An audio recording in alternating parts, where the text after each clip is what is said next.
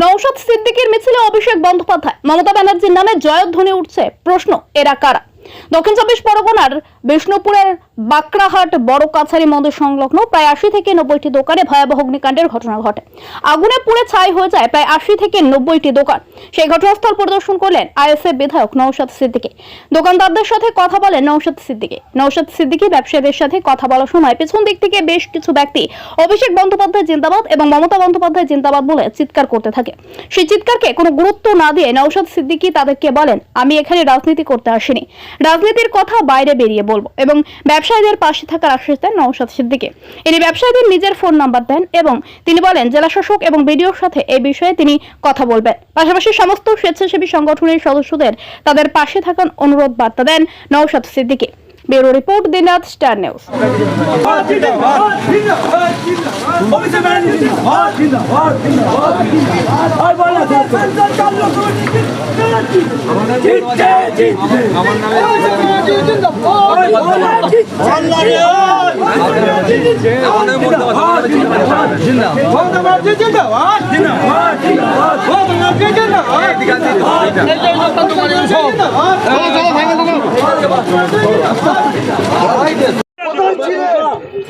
রাজনীতির জন্য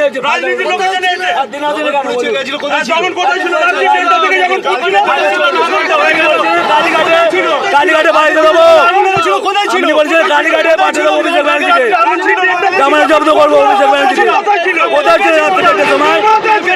উনি বলছেন এখন কোথায় ছিল? রাজনীতি করতে এসেছেন, ফায়দা লুটবেন, ফায়দা লুটা চলবে না। আমরা গ্রামের লোক বুঝে নেবো। কালকে রাত্রিরে আগুন লেগেছিল, আপনি কোথায় ছিলেন স্যার? যখন কালকে রাত্রিরে আগুন লেগেছিল উনি বলছিল কালীঘাটে অভিষেক ব্যানার্জিকে জামানত জব্দ করে পাঠিয়ে দেবো, ডাউন মিটিং করেছিলেন। আপনি জানালেন কেন? আপনি কোথায় ছিলেন? রাজনীতির লোক নালে এখানে আছে, পুড়ে গেল, আপনাকে তো পেলামই না কাছে আমরা। আপনি জানালেন কেন? আপনি এখন সব শেষ হয়ে আপনি আমাদের পাশে এসছেন। সকালে এলেন কেন? আপনাকে তো আমরা প্রথম থেকে তো পাইনি, যখন পুরো শেষ হয়ে গেল। দেখুন, প্রথম বলি, মিডিয়ার মাধ্যমে সোশ্যাল সাইটের মাধ্যমে যেভাবে দেখেছিলাম, বাস্তবে সে যেটা দেখছি প্রচণ্ড ভয়ঙ্কর অবস্থা। দোকানপাটি প্রায় ৭০ থেকে ৮০টা দোকান ক্ষতিগ্রস্ত হয়েছে। দোকানের মালপত্র ম্যাক্সিমাম টোটালি শেষ হয়ে গেছে। তার মধ্যে থেকেও আমার দোকানদার কয়েকজন ভাই এই পুজোর যেগুলো যে আনুষঙ্গিক জিনিসগুলো হয় সেগুলো যারা বিক্রি করেন, কেউ ফুল বিক্রি করেন, সেগুলোকে খুঁজে বার করার চেষ্টা করছে, কিন্তু সেটা তো আর সমাধান নয়। সেটা সরেজমিনে এসে দেখলাম কিছু দোকানদার ভাই তাদের সমস্যার কথা বললো, কিছু দোকানদার ভাই তাদের ক্ষোভও উগড়েছে, যেমন যে এতক্ষণ হয়নি, কেন আসেননি। ঠিক তাদের ক্ষোভটাকেও আমি সম্মান জানাচ্ছি, কারণ আমি একা মানুষ, আমার পক্ষে আমি তো সৃষ্টিকর্তার কাছে ওটা চাই না যে কারো ক্ষতি হোক, আমি যে বসবো ওখানে গিয়ে। সবসময় চাই সৃষ্টিকর্তা কাছে চাই সবসময় সবাই শান্তিতে থাকুক, পরিবারজনকে নিয়ে ভালো থাকুক।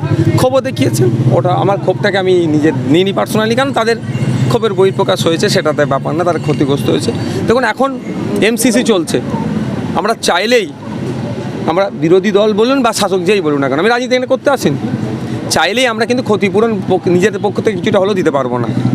আমরা অ্যাডভোকেটদের সাথে কথা বললাম, আসার সময় কথা বলছিলাম যে আমরা নির্বাচন কমিশনকে প্রথমে চিঠি করব যে আমাদেরকে এই জায়গায় এই সমস্যা হচ্ছে, কিন্তু প্রায় তো এখন 2 মাস নির্বাচন চলবে, তাহলে কি 2 মাস এই মানুষজন কোথায় থাকবে, কি খাবে? এই 70-80টা পরিবারের ধ্বংস হয়ে যাবে তো। তাহলে সেখানে আমাদেরকে অর্ডার দেওয়া। আর একটা আমরা আমাদের রাজ্য সরকার, আমাদের সরকারকে আমরা বলবো যে যাতে করে তারা নির্বাচন কমিশনের কাছে অর্ডার বার করে প্রাকৃতিক দুর্যোগের ফলে বা এই ধরনের কোনো ঘটনা ঘটেছে, এই 70-75টা পরিবার বা দোকানদার যারা আছেন তাদের ইনস্ট্যান্ট রিলিফের জন্য কেউ যেন অর্ডার বার করে আমার দোকানদার ভাইদের পাশে এসে সরকার যেমন দাঁড়ায়। সাথে সাথে এটা আমি বলবো, স্বেচ্ছাসেবী সংগঠন বিভিন্ন আছেন, তাদের কাছে অনুরোধ করব, আগিয়ে আসুন। অবশ্যই এমসিসিকে ভায়োলেট করে নয়, এমসিসিকে মান্যতা দিয়ে কনসার্ন ডিপার্টমেন্টের কাছে অর্ডার নিয়ে আগিয়ে আসুন। এই ভাইদের দুরবস্থার কথা দেখুন। অনেক সময় আইলা আফানজড়ে অনেক এনজিও গিয়ে তাদেরকে সহযোগিতা করেছেন। আমি তাদের উদ্দেশ্যে বলবো, আসুন এখানে এই ভাইদেরকে সহযোগিতা করুন। ভয়ঙ্কর অবস্থা, এখানে অবস্থা মিনস এই দোকানদার ভাইদের আমি দেখেছি একজনের দোকানে 2,40,000 টাকার কাপ এগুলো সব ছিল। সেই ভাইয়ের দোকান থেকে মানে একটাও ভালো কাপ পাওয়া যাবে না। সুতরাং সেই ভাইয়ের পাশে এসে দাঁড়ানো দরকার। একজন ফুল বিক্রেতা, একজন পুতুল বিক্রি করে, তার একটাও দোকানে পুতুল নাই। ভয়ঙ্কর পরিস্থিতি। আমি অনুরোধ করবো এনজিওদের কাছেও, সরকার পক্ষকে তো অবশ্যই, যারা বিভিন্ন সময় বিভিন্ন চ্যারিটি করেন তারাও আগিয়ে আসুন, আমার এই ভাইদের পাশে দাঁড়ান। তবে হ্যাঁ, এমসিসিকে ভায়োলেট করে নয়, সেটাকে মান্যতা দিয়ে। মূলত উত্তরবঙ্গে তো ভোট চলছে, তা কি মনে হয় যে ভোটের ফল কেমন হবে? দেখুন, আমি এখানে ভোটের রিয়াকশান দেবো না, মেন রুটে উঠবো। আপনি আমাকে 100টা ভোটের চাইবেন, দেবেন। আমি এখানে ধর্মস্থানে একটা এসেছি, আর ক্ষতিগ্রস্ত এলাকায় এসেছি। এই রিলেটেড আপনি যে কোশ্চেন করুন, এই রিলেটেড উত্তর দেবো। রাজনৈতিক কোশ্চেনে উত্তর চাইলে মেন রুটে উঠবো। যে কটা কোশ্চেন করবেন, আমার পক্ষে বিপক্ষে যাই যাবে, সবই আমি উত্তর দেবো। কিন্তু আমি এখানে কোনো রাজনৈতিক কোশ্চেনের উত্তর আমি দেবো না। এখানে আসলেন, এখানে সাংসদের নামে স্লোগান দিচ্ছে বা মমতা ব্যানার্জির নামে দিতে পারে, যার ভালো লাগছে দিয়েছে। কি মনে হয় এটা কি তৃণমূলের কি? না না না না না, আমি বলতে পারবো না, এটা। যার ভালো লেগেছে তার নামে স্লোগান দিয়েছি, তার জন্য আমি রিয়্যাক্ট করব, ওই আমি নয়। আমি এসেছি এখানে ধর্মস্থানে এসেছি, ধর্মস্থানে এসে এখানকার দোকানদার ভাইরা এখানকার ক্ষতিগ্রস্ত হয়েছে, তাদের হাল হাকিকত জানছি। এর পরের মুভমেন্ট গণতান্ত্রিক প্রক্রিয়ায় যাতে তারা রিলিফটা পায়, তারা যাতে এই যে এখন আতঙ্কের মধ্যে আছে, হতাশাগ্রস্ত আছে, তাতে কাটিয়ে ওঠা যায়, সেই জন্য আমি চেষ্টা করব। আমার নামে ধ্বনি, মোর্দাবাদ ধ্বনি দেবে কি আমার নামে জয় ধ্বনি, এখানে আমি নিতে আসিনি।